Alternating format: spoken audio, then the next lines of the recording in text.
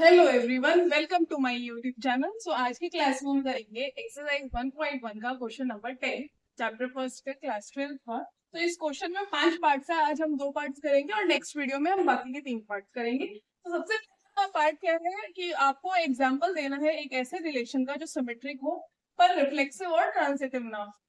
तो हम क्या करते हैं, फर्स्ट केस के लिए हम लेट कर लेते हैं कि एल क्या है, सेट ऑफ लाइन्स है इन एक्स वाई प्लेन।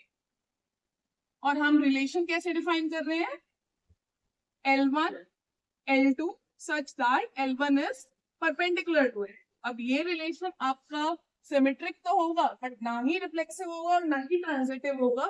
ऐसा क्यों है?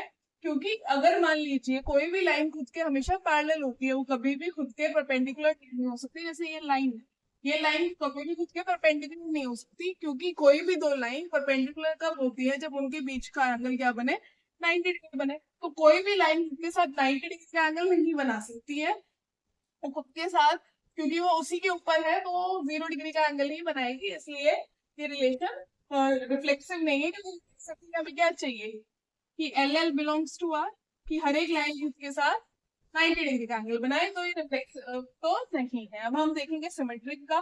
सिमेट्रिक के लिए क्या है कि L1 और L2 अगर आपका आर में बिलोंग कर रहा है, उसका क्या मतलब है कि L1 और L2 क्या है, एक दूसरे के परपेंडिकुलर।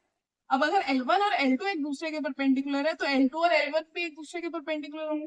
तो इससे हमें क्या पता चलेगा कि L2 L1 बिलोंग कर रहा है, तो रिलेशन आपका सिमेट्रिक ही है। अब हमें देखना है ट्रांजिटिव के लिए। ट्रांजिटिव के लिए क्या है कि अगर मान लीजिए आपका L1 और L2 बिलोंग कर रहा है आर में और L2 और L3 कर रहा है, तो हमें ये देखना है L1 और L2 L1 और L3 करेगा कि नहीं।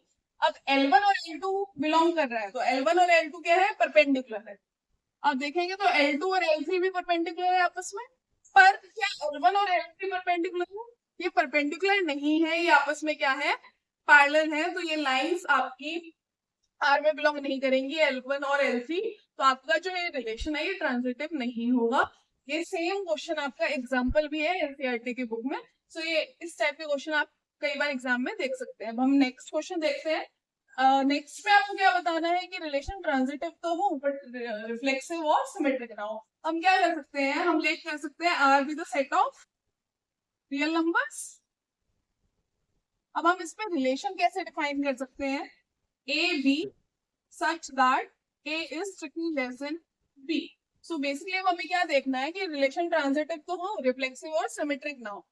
अब जब रिफ्लेक्सिव देखेंगे तो हमें पता है कि हर एक नंबर खुद के बराबर होता है, कोई भी नंबर खुद से छोटा या खुद से बड़ा नहीं हो सकता। So you can write that every number is equal to itself. It cannot be less or greater than itself. So A does not belongs to R. For every A belongs to A. So इस case में ये reflexive नहीं है।